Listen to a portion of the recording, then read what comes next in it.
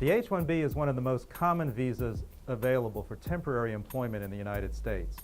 It's for a specialty occupation, a job that requires a minimum of a U.S. bachelor's degree in some specific academic field that's related to the job. The prospective employee could be coming from abroad or perhaps is already here as a student or in H-1B status with another employer.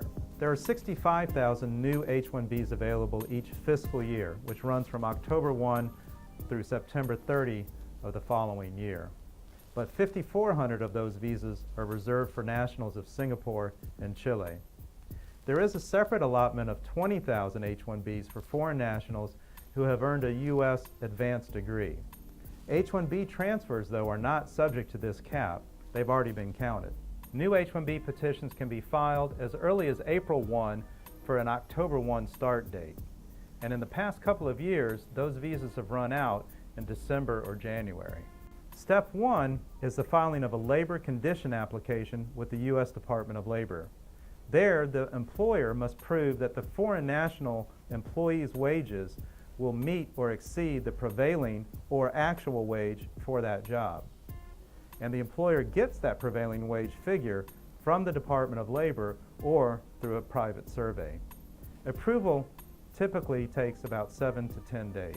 Step 2 is the filing of the H-1B petition itself with the U.S. Citizenship and Immigration Services. It includes the supporting documentation, such as the approved LCA, a letter from the employer, as well as the foreign national's education, experience, and immigration-related documents. The typical processing time is 2 to 4 months for an H-1B petition. But for premium processing, the Immigration Service will guarantee an initial response within 15 days, but at a filing fee of an additional $1,225. The approved petition is valid for a maximum of 3 years, and the foreign national is allowed a maximum of 6 years and H-1B status in the United States. There are a couple of exceptions, though, where extension beyond 6 years is possible. If the foreign national is outside the United States, the approval notice needs to be taken to the U.S. Embassy or consulate to obtain an H-1B visa stamp in the passport.